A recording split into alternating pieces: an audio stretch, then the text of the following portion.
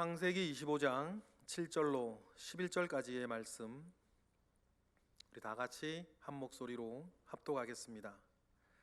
아브라함의 향년이 175세라 그의 나이가 높고 늙어서 기운이 다하여 죽어 자기 열조에게로 돌아가매 그의 아들들인 이삭과 이스마엘이 그들 마무리 앞 헷족속 소알의 아들 에브론의 밭에 있는 막벨라 굴에 장사하였으니 이것은 아브라함이 헷족속에게서 산 밭이라. 아브라함과 그의 아내 사라가 거기 장사되니라. 아브라함이 죽은 후에 하나님이 그의 아들 이삭에게 복을 주셨고 이삭은 부엘라 헤로이 근처에 거주하였더라. 아멘. 리처드 백스터라고 하는 청교도 목회자가 계셔요. 청교도 분이니까 17세기, 18세기 분이시겠죠. 아마 리처드 백스터는 아마 일반 성도님들보다 목회자들에게 더 유명한 분입니다. 그가 지은 유명한 책이 하나 있는데 참목자상이라는 책이에요. 이 책은 이렇게 평가됩니다. 이 책도 읽지 않고 목회할 생각하지 마라. 그래서 목회와 관련된 책 중에 고전 중에 고전이 리처드 백스터가 쓴 참목자상이라는 책입니다. 그래서 이 책에는 목사가 누구이고 목사가 어떤 사람이며 목사의직을 수행할 때에 이렇게 저렇게 하는 것이 좋다라고 하는 실제적인 가르침으로 가득 차 있어요. 그 책의 내용 중에 이런 내용이 있습니다. 성도의 집에 신방을 하면 가장 먼저 해야 되는 일이 하나 있다. 그것이 뭐냐면 그 집의 책꽂이를 유심하게 보는 것이다. 그런 교훈이 있습니다. 왜냐하면 책꽂이에는 신방받는 사람의 관심사가 무엇인지 가장 분명하게 드러나는 곳이기 때문입니다. 이런 거죠. 요즘은 뭐 유튜브 알고리즘이 여러분에게 추천하는 영상 같은 것들이에요. 예를 들어 찬양을 많이 유튜브로 듣는 분들이 유튜브를 딱 키면 제일 뭐 찬양 영상부터 쫙 추천되고 소개되는 거 같아요. 어떤 분은 막 정치 쫙 뜨고 어떤 분은 뭐 웃긴 뭐 몰카 드라마 쭉 끄고 뭐 이런 것도 있죠. 그런 것처럼 그런 그 사람이 가지고 있는 관심사가 무엇인지가 거기에서 드러나는 것처럼 여러분 집에 있는 책꽂이가 바로 그런 역할을 하기 때문입니다. 그리고 책꽂이를 한번 살펴봤어요. 어떤 책이 많은가? 작게 잡아도 한 400권 정도 되는 구약과 성경과 관련된 그 책들 제외하고 가장 많은 종류의 책이 무엇인가 제가 한번 헤아려 봤습니다. 글쓰기와 관련된 책이 13권이 있더라고요. 제 관심사를 말하는 거죠.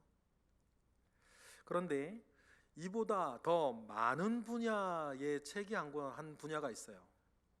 그게 뭐냐면 나이 드는 것과 죽음과 관련된 책이에요.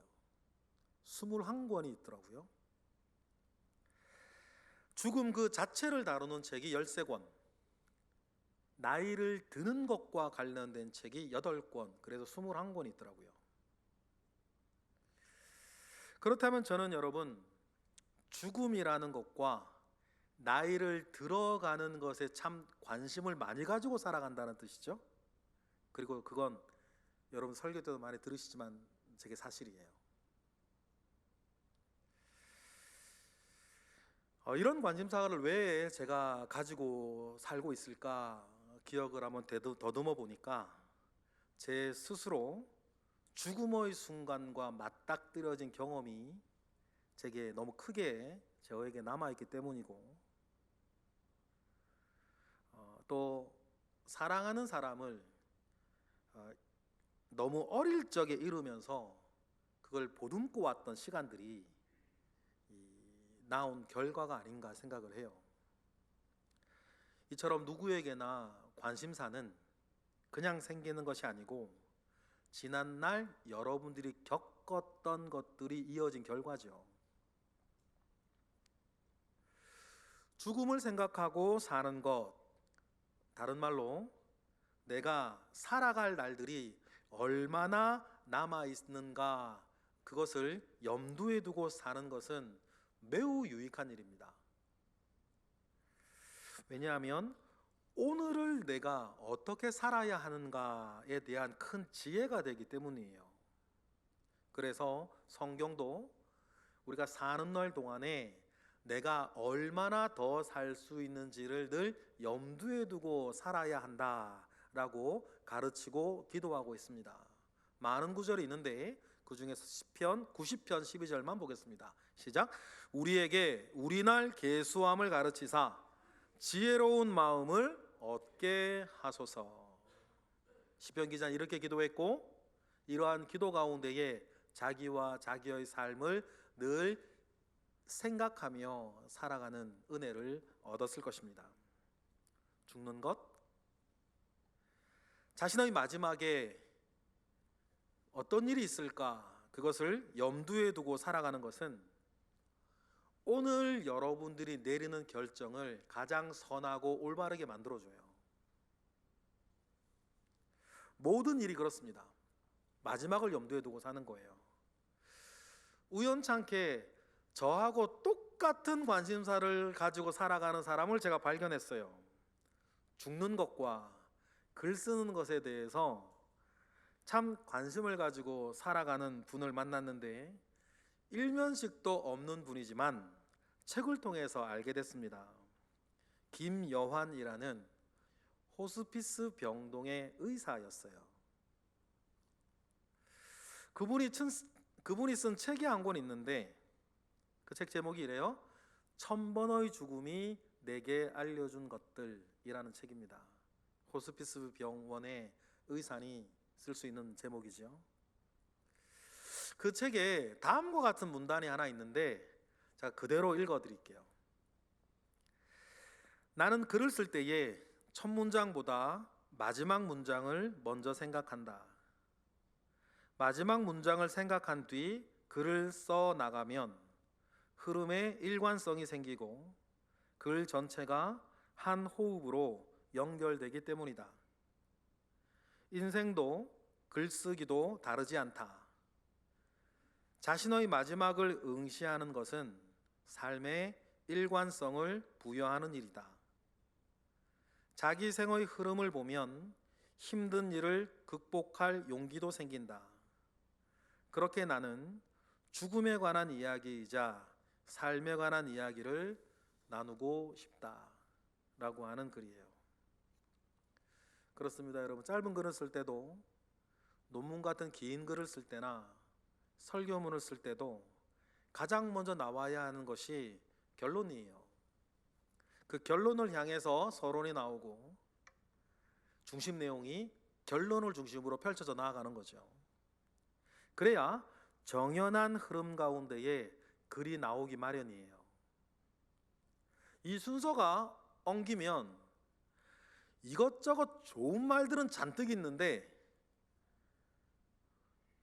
오락가락 정신없어지기가 쉬워요. 좋은 말들은 많이 들어있는데 무슨 말 하는지 모르겠는 그런 글이 되고 말죠. 호스피스 병동의사 김여환 씨의 말들처럼 글뿐 아니라 우리의 삶도 마찬가지입니다. 늘 마지막을 염두에 두고 지금을 살아야 올바른 결정을 내릴 수 있고 한결같은 선택을 할 수 있어요. 괜한 것 욕심 안 부리고요, 괜한 일에 마음 상하지 않고요, 나에게 가장 중요한 것이 무엇인가를 생각하며 오늘 그 결정을 내리며 살 수 있는 거예요. 그렇다면 내 삶의 마지막을 염두에 두고 지금을 살아갈 때에 여러분 어떻게 생각하세요? 나는 어떤 사람이었다, 결론 맺어지면 좋을까요? 여러분 스스로를 생각해 봤으면 좋겠어요. 일평생 나는 이것에 대해서는 진심이었다, 이것에 대해서는 한결같은 사람이어서 나의 평생에 저 사람의 일평생에 저건 저 사람에게 정말 큰 복이 되었다 라고 여러분 말할 만한 것이 무엇이 있을까요? 나는 일평생 어떤 일이 있어도 이것만은 꼭 붙잡고 살았기에 나를 지킬 수 있었고 내 삶을 가꾸어 갈 수 있었다. 여러분 말할 만한 것은 뭐가 있을까요? 각종 희노애락과 생로병사의 궤를 지금도 걷고 있는 저와 여러분, 과연 어떤 것이 나를 지켰고 내가 붙잡고 일평을 살아가게 하였던 그것이었다. 여러분 말할 수 있는 것이 여러분 무엇이겠습니까? 오늘 이것에 대해서 아브라함을 통해 아브라함의 생을 우리가 잠시 따라가면서 배우고 싶습니다. 아브라함의 평생에 그가 가장 큰 복으로 알고 어떤 일이 있어도 놓치지 않고 어떤 일이 있어도 꼭 붙잡고 살아갔던 그것이 아브라함에게 무엇이었을까? 여러분 살펴보고 싶어요. 그리고 그것이 아브라함을 지켰듯 저와 여러분을 지키는 가장 큰 축복이요 가장 큰 능력이 되기를 주님의 이름으로 축복합니다. 먼저 오늘 우리가 읽은 본문은 아브라함의 끝, 그가 죽을 때의 이야기입니다. 7절 8절 다시 보실까요? 시작. 아브라함의 향년이 175세라 그의 나이가 높고 늙어서 기운이 다하여 죽어 자기 열조에게로 돌아가매. 여러분 아브라함은 성경에 갑자기 출현한 사람이에요. 창세기 12장에서 어느 날 갑자기 하나님을 찾아와서 말씀하십니다. 그 전에 아브라함은 성경에 전혀 나오지도 않아요. 어느 날 갑자기 하나님이 아브라함을 문득 찾아오셔가지고는 아무런 설명도 없이 아브라함에게 느닷없이 말씀하십니다.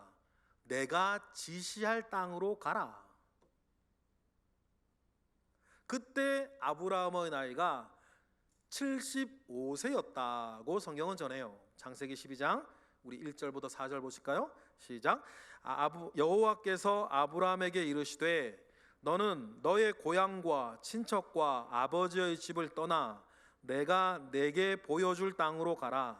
이에 아브라함이 여호와의 말씀을 따라갔고 롯도 그와 함께 갔으며 아브라함이 하란을 떠날 때에 75세였더라.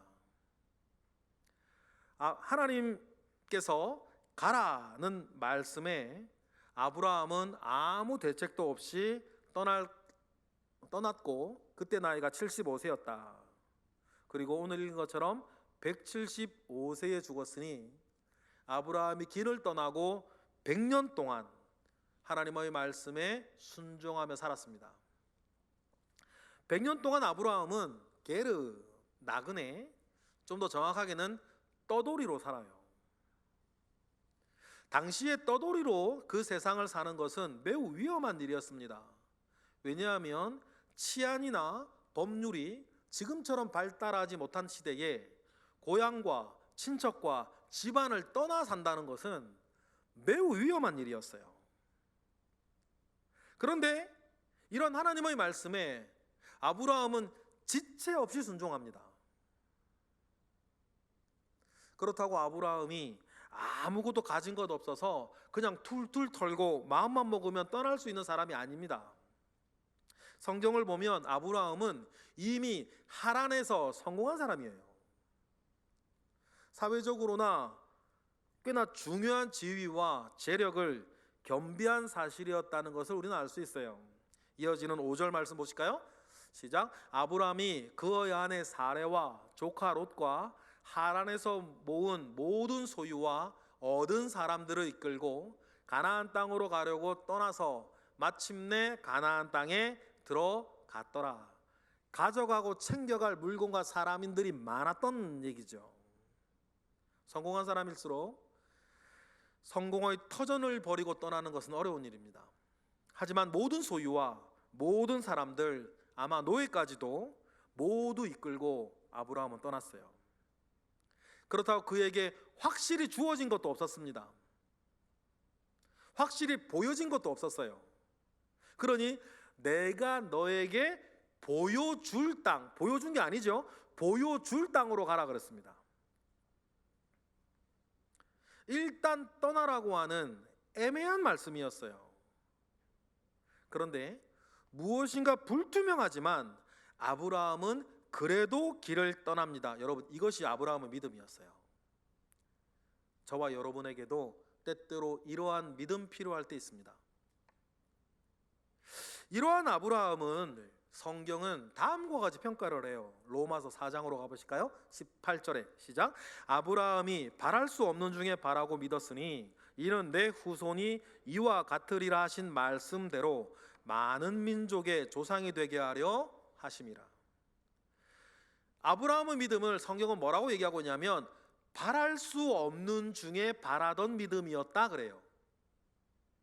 그래서 많은 민족의 조상이 되게 하려는 목적이 있었다, 그렇게 설명하죠. 그리고 이 믿음을 하나님께서 어떻게 보셨는지도 뒤에 나오는 구절에 나와요. 이어지는 22절 보실까요? 다 같이 시작. 그러므로 그것이 그에게 의로 여겨졌느니라. 바랄 수 없는 중에 바라던 믿음, 성경은 이것이 그의 의였다, 이렇게 말을 합니다. 그리고 이후 아브라함의 삶을 보면 바랄 수 없는 것들을 하나하나 이루며 살아요. 하나님이 하신 거죠. 하란을 떠나 땅을 얻는 것도 75세가 되도록 아들이 없었지만 하늘과 같이, 하늘의 별과 같이 많은 후손을 주시겠다는 약속도 그렇습니다. 아브라함의 생애 가운데 가장 뚜렷한 특징은 바랄 수 없는 것을 바라는 믿음을 가지고 그 믿음에 순종하며 살았다는 거예요. 아브라함은 하나님의 말씀이라면 일단 믿고 시작하는 사람이었어요. 그리고 믿음의 조상이 되었습니다. 그런데 아브라함의 전 인생을 살펴보면 그가 언제나 의롭고 언제나 지혜롭고 언제나 믿음에 가득 찬 행보를 보인 것은 아니었어요. 모든 사람이 그렇듯 아브라함 역시 약점과 단점이 참 많은 사람이었거든요. 아브라함의 대표적인 약점은 그가 너무 유약하다는 것이에요. 그는 미지의 땅으로 여행을 떠날 만큼 강단 있고 다부진 사람은 못됐습니다. 한 예로, 그래서 떠돌던 중에 자기 아내 사라를 희생시켜 자기 목숨을 부지하려던 사람이었죠. 자기 아내 사라를 누이 동생이라고 속이고 다른 남자에게 자기 아내를 넘겨주어서 살았어요. 그것도 2번씩이나. 최초 믿음의 결정을 내려 가나안까지 여행을 시작했다면 그 뒤에 일어나는 일에서도 계속해서 하나님이 책임지실 것이다 라고 하는 믿음 가운데 계속 가야 했는데 그러지 못했던 거예요. 무서웠으니까. 그럼 사례의 입장에서 봅시다. 자신을 책임지지 않는 남편으로 인해서 다른 남자에게 2번이나 넘겨졌다면 그 아내 사례가 받았던 상처는 무엇이 어떻겠어요? 자기 혼자 어디 가서 바람핀 것도 아니고 그나마, 이것도 안 되는 거지만 그나마 그게 낫지. 자기 아내를 딴 남자에게 넘겨주는 사람이 어디 있어요? 자기 살려고. 그러다가 아브라함도 후손의 약속을 믿는 자기 아내를, 그 약속을 믿는데 자기 아내를 지키지 못하고 보호할 줄 몰랐다는 것도 아이러니한 일이죠. 그리고 아브라함은 후손에 대한 하나님의 약속을 반은 믿지 못하고 반은 또 오해해서 사라의 몸종 하갈을 맞이해서 아들을 낳기도 합니다. 이 일이 빌미가 돼서 사라와 하갈이 대판 싸우죠. 그런데 그 일에 대한 조정을 아브라함이 잘 못해요. 해결이 잘 안 되니까 결국 어떤 결정 내려요? 하갈과 그의 아들 이스마엘을 집에서 쫓아내죠. 이것이 하갈과 이스마엘이 잘못은 했지만 하갈과 이스마엘에게 너무 가혹한 일이었어요. 그러다가 죽을 뻔했잖아요, 광야에서. 어쩌면 우리 생각보다 아브라함은 믿음이 큰 사람도 아니고 지혜로운 사람이 아닐 수도 있습니다. 그런데도 어떻게 아브라함은 일평생 믿음의 한 길을 걸어 우리 믿음의 조상이 되었을까? 연약하고 인간적인 약점이 많은 그 사람이 말이에요. 그 비결이 뭘까요? 그 비결을 아는 것이 여러분, 저와 여러분에게도 매우 매우 중요해요. 왜냐하면 말 안 해도 아시잖아요. 우리도 약점과 단점이 참 많은 사람들이기 때문이에요. 우리에게도 그래서 많은 일들이 일어납니다. 이 세상 살면서 여러 어려움들을 겪어요. 자초하기도 하고. 힘든 일이 얼마나 여러분들에게 많으신지. 목회를 하면서 제가 제일 힘든 게 우리 교회 교우들의 힘들고 슬픈 일과 동행하는 거예요. 좀 전에도 우리 성가대 짝찬양을 하는데 한 분 봤어요. 참 사연도 많으시네. 사연 없는 분이 없도다. 성가대만 그럴까요? 여러분들도 그러시죠. 과거에, 지금도 참 많은 일들이 있어요. 오늘 아침에 어느 한 분이 예배 전에, 일부 예배도 전에 저를 찾아왔어요. 여러 힘든 얘기를 하는 거예요. 자기 힘든 것뿐만 아니라 그분의 말이 그래요. 자기 옆에 힘들어하는 사람들 때문에 내가 힘들다. 마치 목사님처럼. 그래놓고 빨리 일부 예배 들어가야 되는데 가지를 않네. 그 이야기를 들으면서 참 그런 생각했어요. 우리들의 삶이 참 많이 힘들구나. 가정이 깨어질 위기가 있는 분도 계시고, 직장에 어려움이 있고, 사업이 잘 되지 않고, 건강에 어려움이 있으며 마음이 너무 어려워요. 그런 일들이 여러분 세상 사시면서 얼마나 많이 있습니까? 애들은 몰라요. 근데 크면 클수록 아는 거죠. 세상살이 뿐이겠습니까? 교회에서도 그래요. 영적인 위기가 찾아오고, 교회에서 실망하고, 상처받을 일들이 생기고, 그래서 시험 들고, 성도와 성도 사이에, 목회자와 성도 사이에 어려움이 찾아오고, 여기저기서 그래서 그런 일들 때문에 교회에 분란이 생기고 교회가 깨어지고 했다는 이야기들을 우리가 뜬금뜬금 목격하는 거 아닙니까? 그런 일들을 지켜보면서 우리도 믿음이 흔들리고 평화를 잃어버릴 때가 있습니다. 지혜가 부족해서 문제는 터졌는데 해결할 방법이 생각이 나질 않아. 그러한 일들은 사실 우리 모두의 이야기인 거예요. 방법이 없는 걸 어떡하겠어요?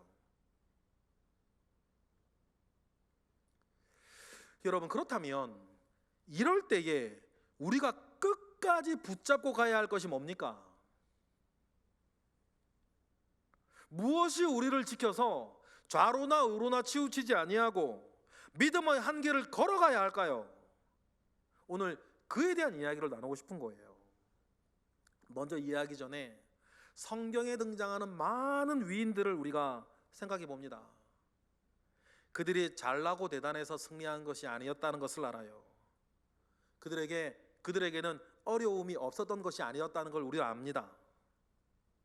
그런데 그 모든 일들 가운데에서도 성경에 등장하는 그 믿음의 선배들에게서 우리가 반드시 배워야 할 것이 먼저 하나 있습니다. 그것은 그들은 자기 자신이 약한 사람이었다는 것을 알기 때문에 더욱더 하나님을 붙잡았다는 거예요. 그리고 자기의 연약한 부분과 자기의 부족한 부분이 결국 어떻게 되어질 것을 그들은 알고 먼저 믿었어요. 그 일을 이루기 위해서 더욱 하나님을 붙잡고 살았고 하나님을 의지하며 살았죠. 바울의 예를 들어보겠습니다.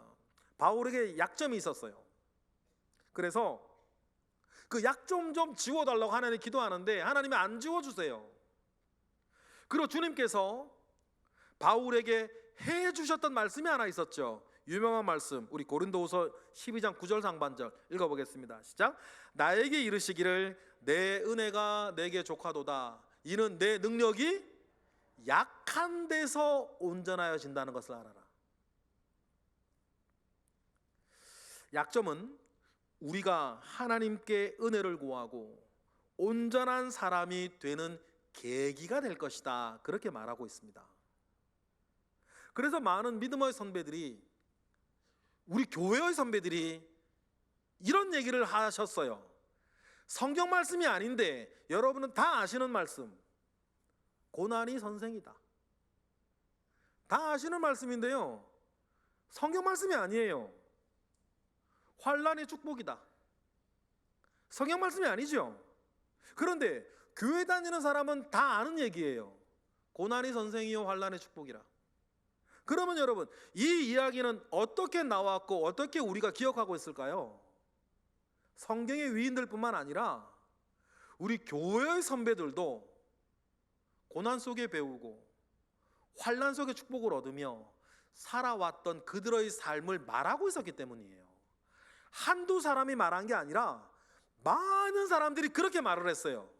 그래서 그들은 결국 이길 수 있었습니다. 사도 바울도 마찬가지. 바울 역시 주님의 그러한 응답을 듣고 다음과 같이 말하며 먼저 기뻐합니다. 이어지는 9절 하반절 보실까요? 시작. 그러므로 도리어 크게 기뻐함으로 나의 여러 약한 것들을 인하여 자랑하리니 이는 그리스도의 능력이 내게 머물게 하려 함이라. 그러면 다시 아브라함에게로 돌아오겠습니다. 자신의 약한 것이 오히려 하나님의 능력이 자기에게 머물게 되는 일, 그리고 이 일을 위해서 아브라함이 끝까지 붙잡고 갔던 것이 무엇이었을까? 그도 때로는 약하고 때로는 어리석고 때로는 아브라함도 매우 힘들어했지만 그럼에도 불구하고 아브라함이 믿음의 한 길을 가게 만들어준 그것은 무엇이었을까? 여러분, 이것을 우리가 알려면 아브라함이 어떤 일이 생겼을 때마다, 어떤 일이 있을 때마다, 아브라함이 어디에 갔을 때마다 아브라함이 단 한 번도 빼먹지 아니하고 계속해서 그가 해왔던 일이 무엇인가를 보면 돼요. 여러분, 그것이 무엇입니까?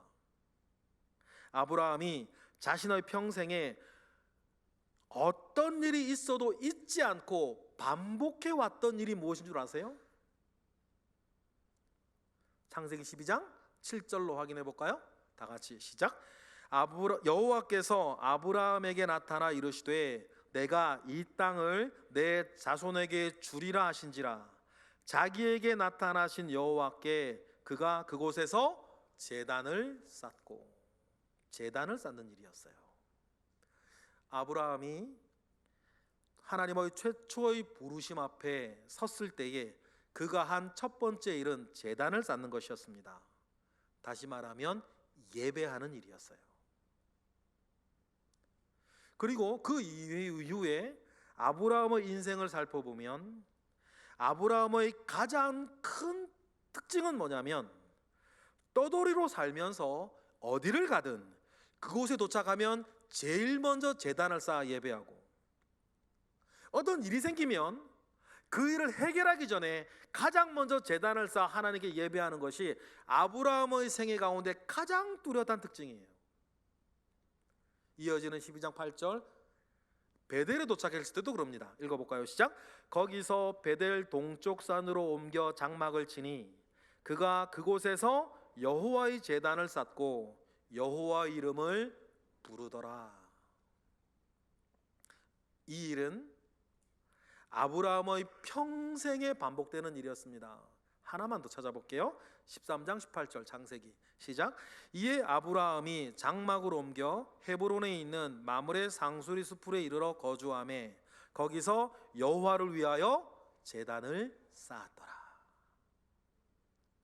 아브라함은 어디를 가나 예배의 제단을 쌓던 사람이었습니다. 그는 무슨 일이 있어도 예배하던 사람이에요. 그는 자신이 약한 사람이라는 것을 알았기에 더욱 하나님께 나아가 하나님을 붙잡고 하나님을 예배하던 사람이었어요.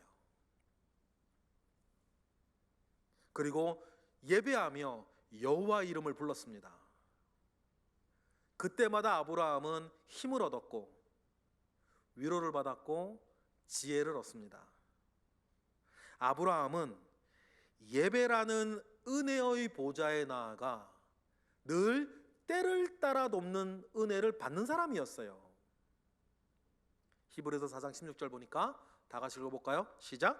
그러므로 우리는 긍휼하심을 받고 때를 따라 돕는 은혜를 얻기 위하여 은혜의 보좌 앞에 담대히 나아갈지니라.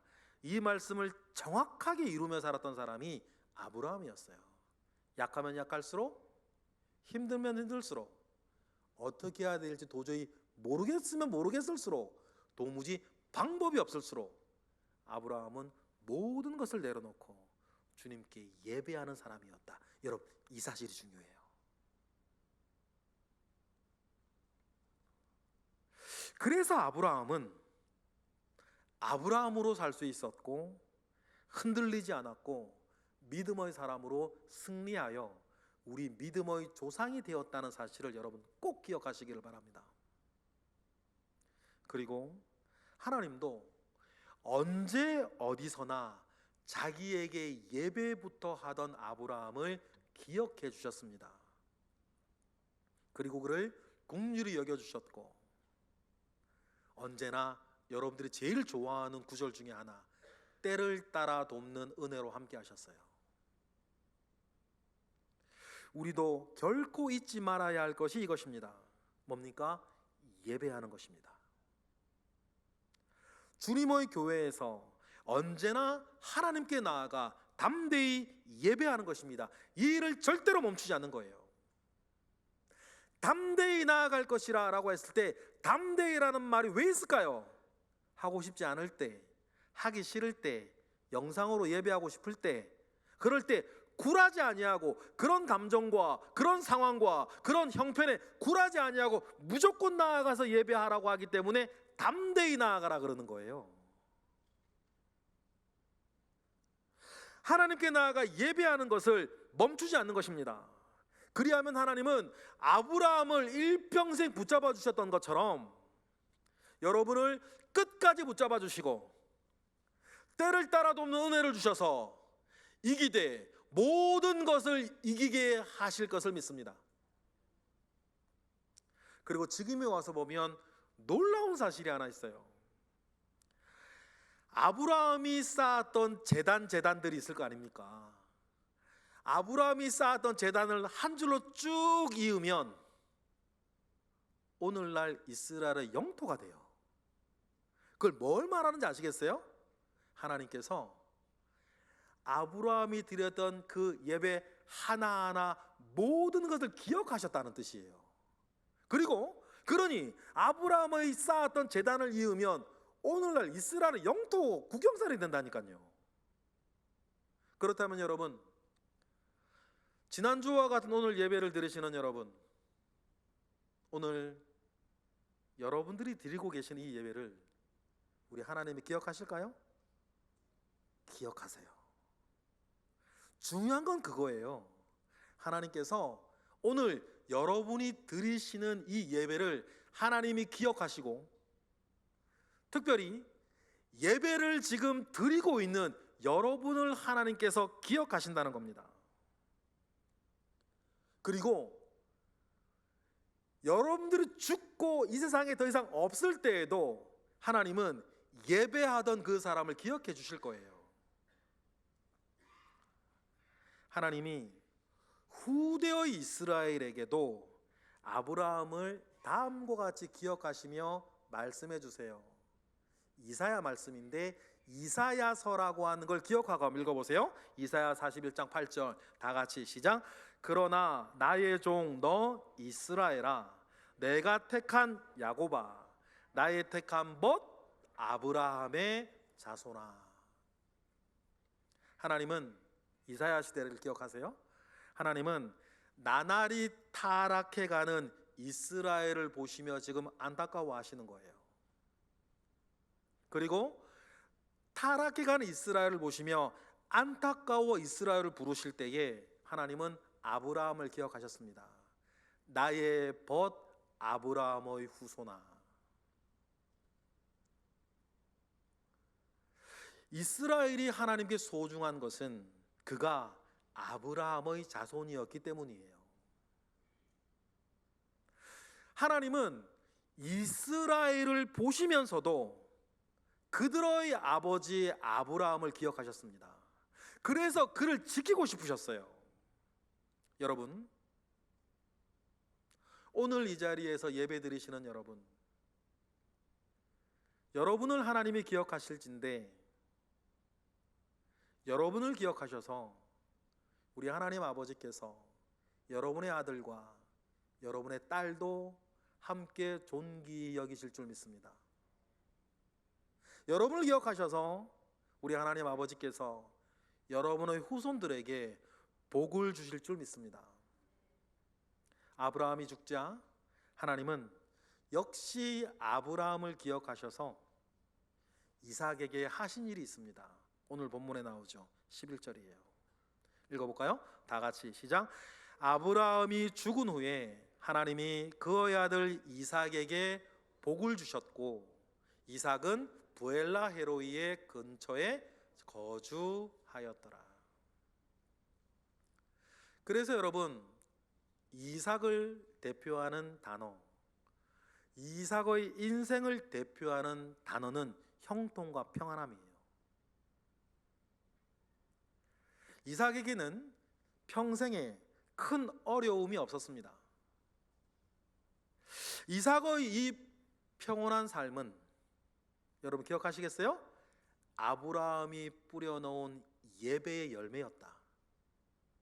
그러니 여러분, 오늘 예배를 드리시는 이곳의 예배자 여러분, 예배는 오늘 여러분을 위해서도, 그리고 하나님의 기억에 남아 여러분의 아들과 딸들을 위해서도 여러분은 지금 매우 중요하고 가치 있는 일을 지금 하고 계신 거예요. 이처럼 아브라함의 인생을 대변하는 단 하나의 단어는 예배자였습니다. 그는 언제 어디서나 하나님께 예배하는 제단을 쌓고 하나님께 담대히 나아가는 사람이었습니다. 그리고 하나님은 그 모든 사실을 기억해 주셨어요. 아브라함에게 예배는 하나님께 드리는 기도였고, 하나님을 향해 드리는 그의 간절함이었고, 하나님을 향한 가장 큰 믿음의 고백이었다. 그리고 하나님은 그 아브라함을 인정하시고 기뻐하셨고 나의 벗이라 부르며 그의 아들과 그의 후손들을 나의 벗 아브라함의 후손이라 칭하시며 늘 그들을 존귀 여겨주셨던 거예요. 오늘 이 자리 예배하는 여러분들로 인해서 여러분의 아들과 딸, 여러분의 후손을 하나님께서 여러분을 기억하사 존귀 여겨주실 줄 믿습니다. 오늘 말씀을 마무리하면서 나는 어떤 사람이어야 할까? 내 인생을 대변하는 단 하나의 단어는 무엇이어야 할까? 무엇이 나를 살게 하고, 무엇이 나를 붙잡아주며, 무엇이 나를 기쁘게 하고, 무엇이 나의 힘인가? 여러분, 예배 안에서 이 모든 것을 이루어내시는 저와 여러분 되시길 주님의 이름으로 축복합니다. 기도하겠습니다. 할렐루야. 하나님, 감사와 영광을 올려드립니다. 크신 은혜가 이미 우리에게 있습니다. 주여 붙잡아 주시옵소서. 늘 예배하게 하시고 예배자의 자리를 지키게 하시고 예배자의 자리에 서서 하늘의 하나님을 향하여서 은혜를 구하는 우리의 평생이 되게 하옵소서. 예수 그리스도의 이름으로 기도드렸나이다. 아멘.